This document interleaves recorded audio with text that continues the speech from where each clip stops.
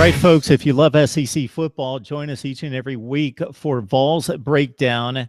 You can catch us on the SEC Breakdown channel on YouTube, also at MarkRogersTV as well, where we talk at Tennessee and by extension, the SEC, where we're jumping in right now with Mike LaValle from College Last Word on College Football to break down the best at each position. So we've already knocked out wide receivers, cornerbacks, and safeties with Mike. You can catch those videos at MarkRogersTV. Now we're going right to quarterback, where a few of the best in the league moved on. Chad Kelly, Josh Dobbs in particular from last season, but most of the best quarterbacks back added in 2017. So, Mike, I'd be interested to hear your top five and see where I can possibly find a bit of a flaw in maybe some of your rankings. Let's see.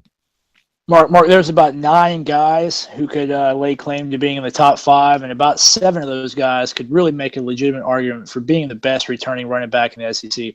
This position group is absolutely loaded, and it's really an injustice just to narrow it down to 5. And that's on top of the fact that the SEC lost Boone Williams, they lost Jalen Hurd, they lost Alvin Kamara, they lost Raleigh Williams, they lost Leonard Fournette to either retirement, transfer, or the NFL draft, wherever the case may be. So before I start my top 5, I'll do the honorable mentions. Demaria Crockett out of Missouri, sophomore, 5'11", 220. Just some great numbers last year. He in the top 10 of several statistical categories. Benny Snell Jr., sophomore out of Kentucky. And a lot of these guys are still young, so these guys are going to be returning next year as well.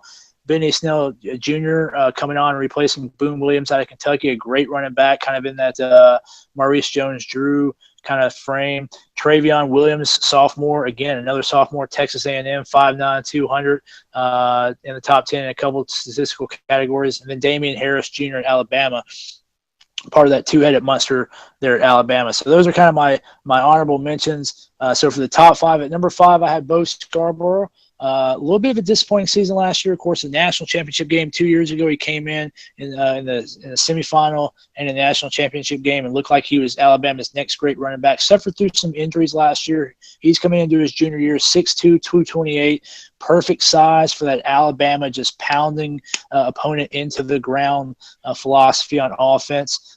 Didn't have huge numbers last year. He's a guy that is in the top 5 strictly on his potential, what he looks like, his frame, his athleticism, and his projection of what kind of season he's going to have. Again, he's going to split reps with Damian Harris. He's also got Jalen Hurts there. Jalen Hurts is going to be a runner and a passer. So, Damian Harris and Bo Scarborough might not have those 1,600-yard seasons, but between the three of them, they're going to lead another very good Alabama team. So I have Bo Scarborough at number 5.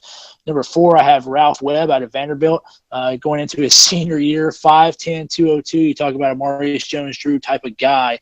Ralph Webb's that, a little bit shorter. If you look at his career numbers, they are insane. 37 career games for Vanderbilt, 3,342 yards, 22 touchdowns. Last season alone, he carried 250 times. He carried 277 times as a junior.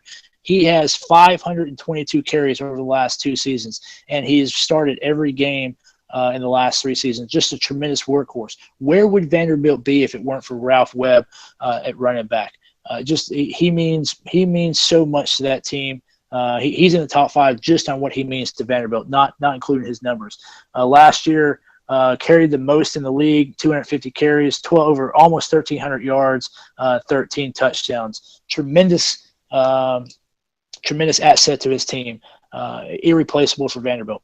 At number 3, and the top 3 guys, really I went back and forth. Any of these 3 guys could easily be number 1. I had Cameron Petway Jr. at Auburn, 6 foot, 240. If there's a guy if you're a strong safety, you do not want to meet this guy in the hole. He is a load. Had 1,224 yards last year, really came on strong, led the conference 122 yards per game. And he's just a massive guy. He's one of those guys that combines speed and size. Auburn had, I think, the number 6 rushing offense in the nation last year, and that includes Army, Navy, New Mexico State, those triple option offenses. They were easily far and away the best rushing offense in the SEC last year. He led the way there at running back for Auburn. So I have him at number 3, although I will readily admit that he could easily be number 1 or number 2. At number 2, I have Nick Chubb, the senior out of Georgia. He and Sony Michel. Obviously, Sony Michel should be in the honorable mentions too. Nick Chubb and Sony Michel both coming back to Georgia, 5'10", 228, 1,130 yards last year. Again, he split yardage with Michel.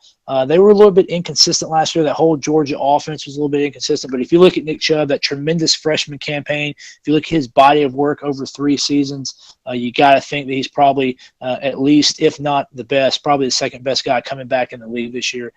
And at number 1, I've got Darius Geis coming back for his junior year at LSU. Led the league last year with 1,300 yards, almost 1,400 yards. Had averaged 7.58 yards per attempt. That's an incredible number, 115 yards per game. And he did all that while backing up a Heisman Trophy candidate with Leonard Fournette. Obviously, Fournette was out for injuries a couple of times. Fournette didn't get as much playing time as people thought he would. But still, you can't underestimate the fact that Darius Geis did all that still in the shadow of Leonard Fournette. He's 5'11", 212. The only knock on him is he might be a little bit undersized, but he's got the speed that you want. He's got the toughness that you want. He's got the quickness. He's that total package. He can get you. He can get you those 3 yards that you need in between tackles. He can also break the 80-yard run. If they could just get a quarterback there at LSU, so that people couldn't put 8 guys in the box against guys, that LSU team would be a tremendous threat to Alabama's dominance in the West. Don't know that they have that guy yet. But I think Darius Geis is the number 1 returning running back in the conference. Again, those top 3 guys, Chubb, and Petway, I think really you can just spin the spinner, and any of those 3, I think, could legitimately be the best running back coming back in the conference.